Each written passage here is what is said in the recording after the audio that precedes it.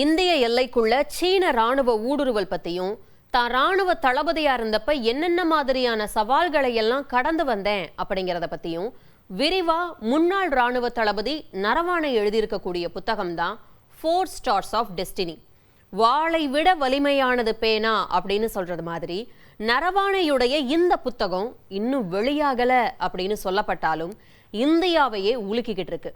தேசிய அளவிலான உரத்த விவாதத்தை தூண்டியுள்ள நரவாணேயின் புத்தக சர்ச்சை குறித்து விரிவாக அலசலாம். இது தந்தை டிவியின் நியூஸ் டீப் டைவ். வழங்குவது நான் வினோதினி முத்துராமலிங்கம்.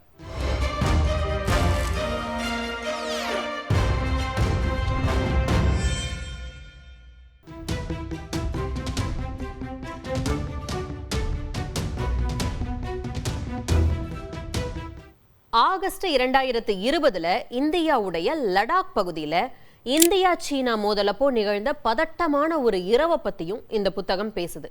அதுதான் இப்ப பேசு பொருளாயிருக்கு. என்ன நடந்துச்சு?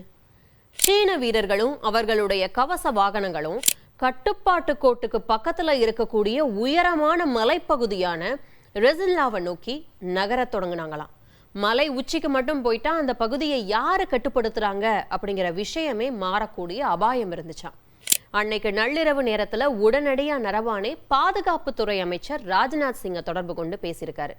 பிரதமர் மோடி, தேசிய பாதுகாப்பு ஆலோசகர் அஜித் தோவல் மற்றும் பாதுகாப்புத்துறை அமைச்சர் ராஜ்நாத் சிங் உள்ளிட்ட நாட்டின் உயர்மட்ட பாதுகாப்பு அதிகாரிகள் ஒருத்தருக்கொருத்தர் அவசர அழைப்பு கொடுத்து இதுல இருந்து நம்ம பின்வாங்கவே கூடாது அப்படிங்கறதுல உறுதியா இருந்தாங்களாம். நரவாணே மறுபடியும் ராஜ்நாத் சிங்குடைய உத்தரவுக்காக காத்திருந்தப்ப, நான் பிரதமர் கிட்ட பேசினேன், நீங்க என்ன செஞ்சா சரியா இருக்குமோ அதை செய்யுங்க அப்படின்னு சொல்லி உங்க பொறுப்புல விட்டுட்டாரு அப்படின்னு ராஜ்நாத் சிங் நரவாணே கிட்ட சொல்லியிருக்காரு. இதை கேட்க எளிமையா இருந்தாலும் ராணுவ தளபதியா இருக்க ஒருத்தருக்கு அது எவ்வளவு பெரிய அழுத்தத்தை கொடுத்திருக்கும் அப்படின்னு கற்பனை கூட பண்ணி பார்க்க முடியல. ஏன்னா ஏதாச்சும் தப்பு நடந்தா அந்த முழு பொறுப்பும் ராணுவ தளபதி மேலதான் விழும். நிலைமை மோசமாகிட்டே இருந்திருக்கு. சீன கவச வாகனங்கள் நெருங்கிக்கிட்டே இருக்கு. முதல்ல 1 கிலோமீட்டரா இருந்தது, இப்ப 500 மீட்டரா குறையுது. அப்ப நரவாணே என்ன முடிவெடுத்தாருன்னா, நம்ம முதல்ல சுட வேணாம், ஏன்னா இந்தியா முதல்ல சுட்டா இந்தியா தான் சண்டையை தொடங்கினதா சீனா குற்றம் சாட்டி சர்வதேச அளவுல நிலைமையை வேற மாதிரி கொண்டு போயிரும் அப்படிங்கிறதால. அப்படின்னா நரவாணே என்ன செஞ்சாரு? சீன துருப்புகளுக்கு உளவியல் ரீதியா அழுத்தம் கொடுக்க திட்டமிட்டாரு. இந்திய கவச வாகனங்கள் விளிம்பு வரைக்கும் நகர்ந்து நேரடியா சீன கவச வாகனங்களை நோக்கி குறிவைக்க உத்தரவிட்டார். இன்னும் ஒரு அடி எடுத்து வச்சாலும் சுற்றுவோம் அப்படிங்கிற மாதிரி பயமுறுத்துறதுக்காக. இது ரொம்ப ஆபத்தான முடிவு. நரவாணே எடுத்தது ஆபத்தான முடிவு அப்படின்னாலும் கூட அந்த திட்டம் வேலை செஞ்சிருக்கு. சீன ராணுவம் அதுக்கு மேல நகரலையாம். வெற்றிகரமா நம்ம திட்டம் முடிவடைஞ்சிருக்கு. ஆனா இப்ப ஏன் அது சர்ச்சையாகி இருக்கு? ஏன்னா நரவாணே வெளிப்படையா எழுதியிருக்காரு, சீன ராணுவம் ஊடுருவ வரைக்கும் நம்ம ராணுவம் என்ன பண்ணிக்கிட்டு இருந்துச்சு அப்படிங்கிற ஒரு கேள்வியும் முன்வைக்கப்படுது.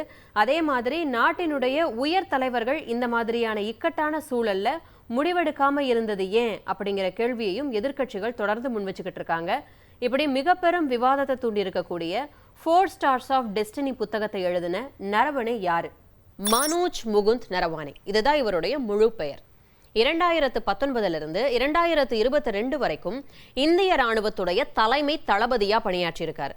கல்வான் பள்ளத்தாக்குல சீனாவுடனான பதற்றம், கொரோனா காலகட்டத்தில எல்லாம் இவர் தான் இந்திய ராணுவத்தை வழிநடத்தியிருக்காரு.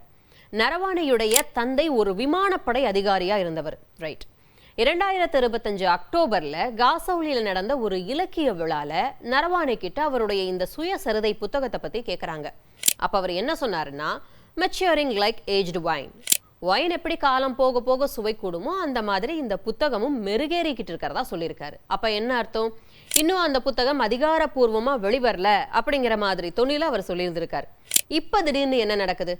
மக்களவை எதிர்க்கட்சி தலைவர் ராகுல் காந்தி பாராளுமன்றத்துல அந்த புத்தகத்தோட பிரதியை கொண்டு வராரு. அந்த புத்தகத்தோட PDF காப்பி வாட்ஸ்அப் மெயில் எல்லாம் சுத்த ஆரம்பிக்குது. ஆன்லைன் ஆர்டர் வசதியும் இருக்கிறதா சொல்லப்படுது. சில கடைகள் எங்களுக்கு காப்பி வந்துச்சு, ஆனா திரும்ப வாங்கிக்கிட்டாங்க அப்படின்னு சொல்றாங்க. நாடாளுமன்றத்துல இதை வச்சு மிகப்பெரிய விவாதமே நடந்துச்சு. இந்த புத்தகத்தை பத்தி ராகுல் காந்தி குறிப்பிட விரும்புறாரு. இந்த புத்தகத்தை பத்தி கேரவன் இதழ்ல வெளியான கட்டுரையுடைய சில பகுதிகளை ராகுல் காந்தி வாசிக்க முயன்றாரு நாடாளுமன்றத்துல. அந்த கட்டுரையில நரவாணே தன்னுடைய நினைவு குறிப்பான அந்த புத்தகத்தை வெளியிட அரசு அனுமதிக்கல அப்படின்னு தெரிவிச்சிருக்காரு. அந்த கட்டுரையில இருந்து 5 வரிகளை மட்டும் நான் நாடாளுமன்றத்துல வாசிக்க விரும்புறேன் அப்படின்னு ராகுல் காந்தி சொன்னதும் வெளியாகாத புத்தகத்தை நீங்க எப்படி வாசிக்கலாம் அப்படின்னு பாஜக எம்பிக்கள் எதிர்ப்பு தெரிவிக்கிறாங்க. புத்தகம் வெளியாகாததால உங்களை பேச அனுமதிக்க மாட்டோம் அப்படின்னு சபாநாயகரும் சொல்றாரு. நாடாளுமன்றத்துல இதை வச்சு தொடர்ந்து அமளி நடக்குது. இந்த புத்தகம் ஏற்கனவே வெளியாகிருச்சு அப்படின்னு ராகுல் சொல்றாரு. ஏன்னா ராகுல் கிட்ட இருக்கிறது ஒரிஜினல் அச்சுப்பிரதி. பாதுகாப்பு அமைச்சகத்தோட அனுமதி இல்லாம அச்சகத்துக்கு செல்லாத அந்த பிரதி வெளியானது எப்படி அப்படின்னு காவல்துறை விசாரிக்குது. ஓய்வு பெற்ற ராணுவ அதிகாரிகள் தங்களோட அனுபவங்களை புத்தகமா எழுதும்போது அரசாங்க ரகசிய சட்டத்துக்கு கீழே மத்திய அரசு கிட்ட இருந்து அனுமதி வாங்கணும். இந்த புத்தகத்துக்கு இன்னும் அனுமதி கிடைக்காத நிலையில டெல்லி காவல்துறையினர் இதை பத்தி விசாரிக்கிறாங்க. அதே நேரத்தில் இந்த புத்தகம் மத்திய அரசின் அனுமதி பெறதுக்கு முன்னாடியே ஏப்ரல் 2024 விற்பனை செய்யப்பட்டதாகவும் சொல்லப்படுது. இதுக்கு இன்னொரு வலுவான காரணம் என்ன அப்படின்னா, ராகுல் நரவாணையுடைய போஸ்ட் ஒன்றை ஷேர் பண்ணியிருந்தார். அதுல என்னோட புத்தகம் தயாரா இருக்கு, வாங்கிக்கங்க அப்படின்னு எழுதியிருக்க மாதிரி. அதுல நரவாணை யாருடைய போஸ்டை ஷேர் பண்ணியிருந்தாரு அப்படின்னா, நம்ம பெண்கோயின் புத்தகம் போட்டிருந்த பதிவு, அதாவது புத்தகம் தயாராகிடுச்சு விற்பனைக்கு அப்படிங்கிறது மாதிரியான பதிவு. இதுதான் இப்ப இணையத்துல பயங்கர வைரல் ஆயிட்டு இருக்கு. ஆனா இங்கதான் ஒரு ட்விஸ்ட் இருக்கு. புத்தகத்தை வெளியிட வேண்டிய பெண்கோயின் பதிப்பகம் என்ன சொல்லுது அப்படின்னா, இந்த புத்தகம் இன்னும் விற்பனைக்கு வரல அப்படின்னு இப்ப சொல்றாங்க. அந்த புத்தகம் அச்சிடப்பட்டோ இல்ல டிஜிட்டல் வடிவிலையோ எந்த வடிவத்திலையுமே வெளியிடவோ இல்ல விற்கப்படவோ இல்லை அப்படின்னு சொல்லி பெண்கோயின் பதிப்பகம் சொல்லிட்டாங்க. அதனால புழக்கத்துல இருக்கக்கூடிய புத்தக பதிப்பு காப்பிரைட் மீறல் அப்படின்னு எச்சரிக்கை விடுத்தாங்க. சட்டவிரோதமா அங்கீகரிக்கப்படாத முறையில இந்த புத்தகத்தை பரப்புனா சட்ட நடவடிக்கை எடுக்கப்படும் அப்படின்னு எச்சரிக்கிறாங்க. வெளியிடப்படாத புத்தகத்தோட டிஜிட்டல் வெர்ஷன் ஆன்லைன்ல பரவிட்டு வரதா டெல்லி போலீசாரும் இது தொடர்பா வழக்கு பதிவு செஞ்சு விசாரிக்கிறாங்க. இவ்வளவு சர்ச்சை எதுக்கு? புத்தகத்தை எழுதின நரவாணை எங்க போனாரு அப்படின்னு பாக்குறப்ப அவரும் இறுதியா விளக்கம் கொடுக்கிறாரு. பெண்குயின் பதிப்பகத்தோட விளக்கத்தை தனது சமூக வலைதள பக்கத்துல பகிர்ந்து, இதுதான் நிலைமை, இன்னும் புத்தகம் வெளிவரல அப்படின்னு அவரும் பதில் சொல்றாரு.